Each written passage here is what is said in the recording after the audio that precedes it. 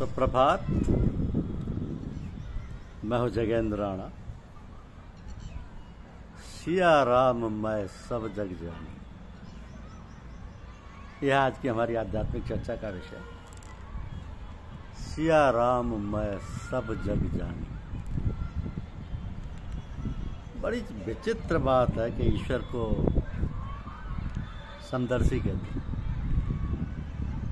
किंतु हम देखते हैं कि किसी के पास धन दौलत है और कोई गरीब है। किसी को खाने को नहीं मिलता, किसी को विविध प्रकार के भोजन प्राप्त। यदि इस प्रकार ऊंच नीच है तो फिर समदर्शिता कैसी? ईश्वर में समदर्शिता है, इसमें कोई शक नहीं, किंतु हमारा व्यवहार कैसा है, हमारा कर्म कैसा है, इसी पर तो सारा दारोमदार है। मिसाल के तौर पर जब हमसे कोई पाप होता है तो हमारे अंदर ये भावना उठती है कि ईश्वर या गुरु हमसे नाराज है। हमारी भावनाएं कर्म की वजह से बदलती रहती है। ईश्वर की खुशी और नाराजगी भी हम अपनी भावना से देखते हैं। जैसे आप जब शोक में होते हैं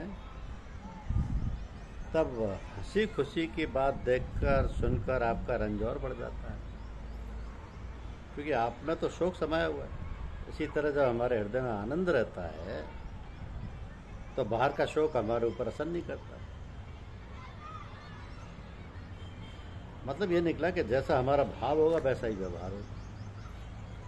योद्धा तलवार से काटता है, कलम से लिखता है, तो तलवार और कलम तो जड़ वस्तु हैं।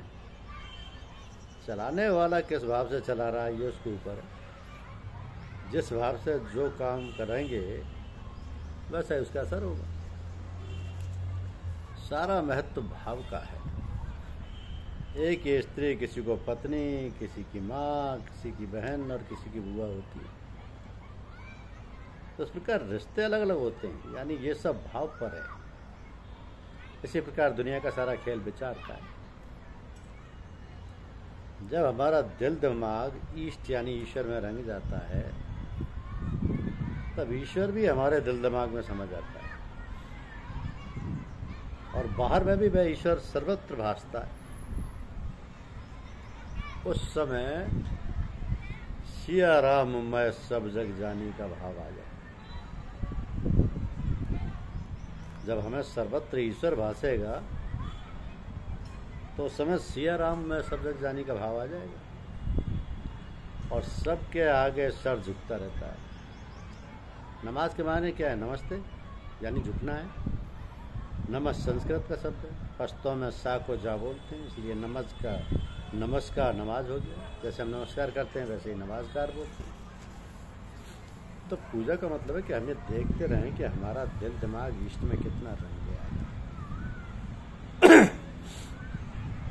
या इष्ट के प्रति किस सीमा तक भाव बढ़ा है।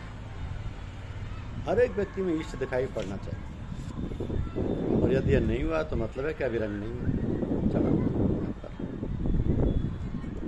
राधा कृष्ण, राधा कृष्ण भगवान की याद में मस्त है, यानी अपने आप को भूल ली, और कृष्ण को याद करते करते अपने को ही कृष्ण समझ ली। इसी तरह कृष्ण प्रेम में अपने को राधा समझ रहे हैं, और मस्ती में अपने को भूले हुए। कृष्ण कृष्ण को और राधा राधा को भूल रहे हैं। समदर्शी है नाम तिहारो, चाहो तो पार करो। वो तो समदर्शी है, सबको पार करने को तैयार भी है, बशर्ते हम तैयार हैं। पार होने का रास्ता यानी भगवान तक पहुंचने का रास्ता बहुत ही संकीर्ण है। उस रास्ते में जरा भी बोझ लेकर नहीं चल सकते। पाप या पुण्य कोई भी बोझ है। विपत्ति नहीं रघुवत की दाया, भोग भुगाए छुड़ावे माया। वो तो कृपा करते हैं, भोग भुगवा कर या भुगतवा कर अपने पास बुलाना चाहते हैं। हम उसको विपत्ति में गाली देते हैं और कहते हैं कि हमने क्या बिगाड़ा, हमें दुख दे दिया। जब हम आनंद से हैं, सुख से हैं, पैसा है, बच्चे हैं, इज्जत है, तो कहते हैं कि भगवान की बड़ी दया कृपा है। परंतु जब दुख आते हैं तब यही कहना चाहिए कि ये सब ईश्वर की दया कृपा है।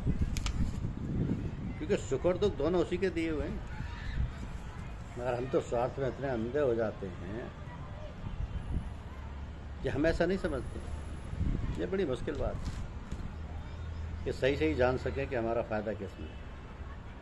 हम भोग में योग करते हैं, बजाय सुखपूर्वक भोग भोगने के दुखी होते हैं, उसको गाली देते हैं, इससे भोग बढ़ जाते हैं, कम नहीं होते। मतलब हमको ईश्वर पर भरोसा ही नहीं, विश्वास नहीं, उससे प्रेम नहीं, हम केवल अपना स्वार्थ देखते हैं। यदि हम सुख दुख का ख्याल ना करें और ऐसी धारणा बना लें कि वो सब कुछ हमारे कल्याण के लिए ही कर रहा है, तो हमारा कल्याण हो जाएगा, भोग भोगना भी आसान हो जाएगा। यदि हम उसका भरोसा कर लें तब कोई कष्ट महसूस भी नहीं होगा। तो हम हर समय उसकी याद बनाए रखें तो हर काम अच्छा होगा। जब हम ये ख्याल करेंगे कि जो भी काम हम कर रहे हैं वो ईश्वर का है और ईश्वर के लिए कर रहे हैं, तब सारे काम पूजा बन जाएंगे। एक बार शिवाजी महाराज के यहाँ अकाल पड़ा, उन्होंने रोजी दिलवाने के लिए किला बनवाना शुरू किया। बहुत से लोग काम पर लग गए। तो शिवाजी को ख्याल आया कि मेरे जरिए इतने लोगों को रोजी मिल रही है। उनके गुरु स्वामी रामदास जी आए और शिवाजी से पूछा कि वो पत्थर उठा ला और तोड़ो। गुरु स्वामी रामदास जी बोले कि वो पत्थर उठा ला और तोड़ो। पत्थर तोड़ने पर एक जीवित मेंढक उसके अंदर से निकला। तो उन्होंने शिवाजी से पूछा कि बतलाओ, पत्थर के अंदर इसको दाना पानी कौन दे रहा था? क्या तुम में इतनी शक्ति है कि इतने आदमियों को रोटी पानी दे सको? ये सब उसकी मर्जी है। तो शिवाजी को ज्ञान हुआ और हाथ पात छोड़ने को कहने लगे। इस पर स्वामी रामदास जी ने कहा कि राजपाट हमको दे दो। अब शिवाजी गुरु जी को राजपाट दे दिया। शिवाजी ने गुरु रामदास जी को राजपाट दे दिया। तब रामदास जी ने कहा कि हम तुमको इसका प्रबंधक बना, अब इसका इंतजाम करो। तो शिवाजी पहले स्वामी थे,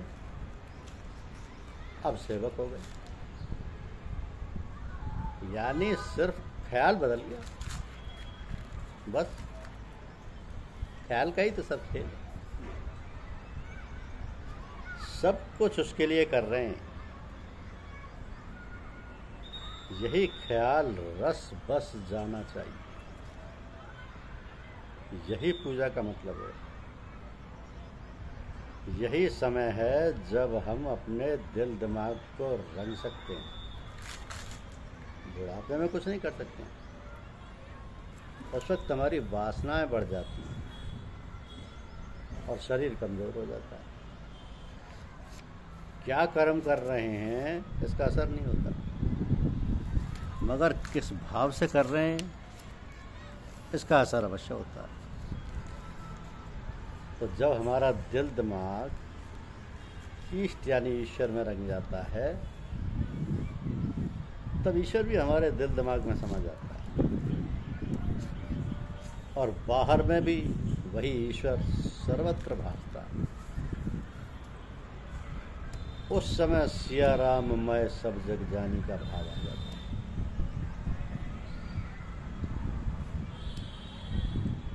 और सबके आगे सिर झुकता रहता है। तो सारा महत्व भाव का है। ये भाव ही है जिसकी वजह से हम सब में समदर्शिता देखते हैं। ईश्वर का तो नाम ही समदर्शी है। समदर्शी है नाम त्योहारो चाहो तो पार करो। वो तो समदर्शी है, सबको पार करने को तैयार है, बशर्ते हम तैयार हो। तो पार होने का रास्ता, भगवान तक पहुंचने का रास्ता बहुत ही संकीर्ण है और रास्ते में बोझ लेकर नहीं चल सकते।